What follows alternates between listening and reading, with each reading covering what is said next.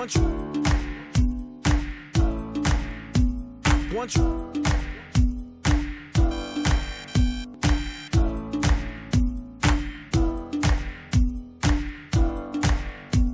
Once you Once you Anong karamdaman ninyo? High blood to. Ito, at saka ito ang arthritis. Ang talagang nagpabigat sa akin, yung high blood at arthritis. Dahil ngayon hindi na ako makalakad eh. Tinatignan ko na ko ito, ang remedyo lang dito, operasyon. Dahil bone to bone na yung utak ko. 17 na ako eh. Sabi ko, kung gagastos nyo lang sa akin, itabi nyo na sa mga apo ko. Dahil yung mga anak kong magpapagamit ko, ito magpapakopera eh. Sabi ko, huwag nyo na akong gastos, matanda na ako. Okay na sa akin dito. Nakaiga ako nung nag-uusap ko sa pagkakas. Nung yung bandang huli na pag-isip-isip ko, hanggang dito lang ba ako, nakaiga lang ba ako lagi. Nag-take ako ng herbal. Saan mo na-discover yung herbal? Sino nag-refer? Ang misis ko, umiinom na ako na siya aking uminom eh. Kaya lang ako talagang medyo may katigasan ng ulo, puro alak ang nangiinom. Anong nararamdaman ni Lolo? Nung mag-take ako, unang naramdaman ko, parang ang dumi ko maganda. Dati hindi everyday ang dumi ko eh. Nung makaisang set ako ganyan. Tinuloy-tuloy ko ngayon. Good condition ako. Hindi katulad nung dati na hindi pa ako nagtitake. Talagang nakahiga lang ako sa kama. Pagkalabas ko ng ospital, talagang puro kama na ako nakahiga. Ay, yung higaan ko talaga. Ayun, nakakatayo na ako. Nagpabili ako nung Walker.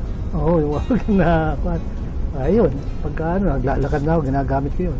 Hanggang sa, ngayon nakita nyo, nakakapaglagari na ako. Ngayon, nakita nyo, nagtatrabaho ko. Ito, kanina ko lang umpisa, nakatatrabaho. Saka yung mga tinitake kong gamot noon, nakalit na ito, tinigil ko na lang. Talagang herbal na lang ako.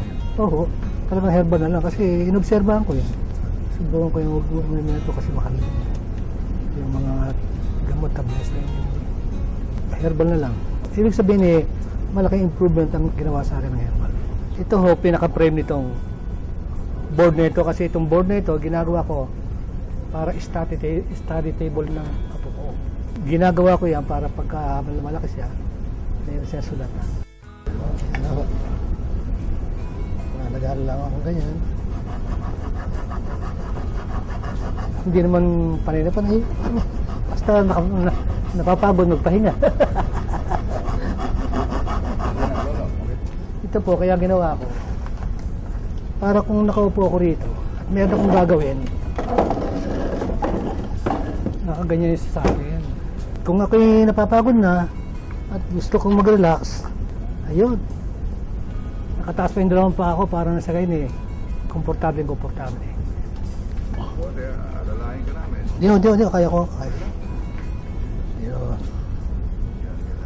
Ayan. Ngayon, nakagagawa na ako dyan, pero nung una hindi ko.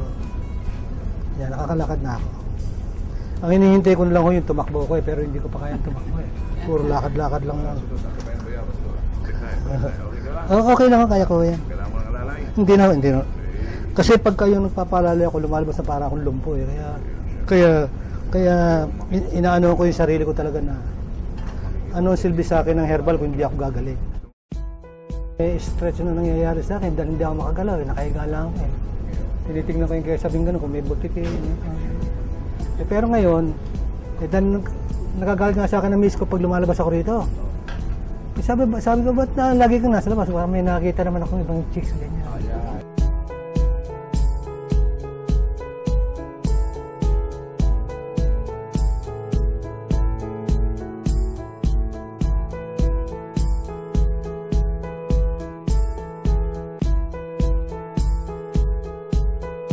Minabuti ko po sapagkat kung pupunta pa kayo sa main office, napakalayo. Kaya naglagay po kami yung pong cell number na nakalathala sa ilalim ng screen na ito. Pwede po kayong makipag-ugnayan at ito po ay sinasabi ko at pinatotohanan. Ito po ay authorized distributor ng Abanyong Lingkod mula pa noon at magpakailan pa man.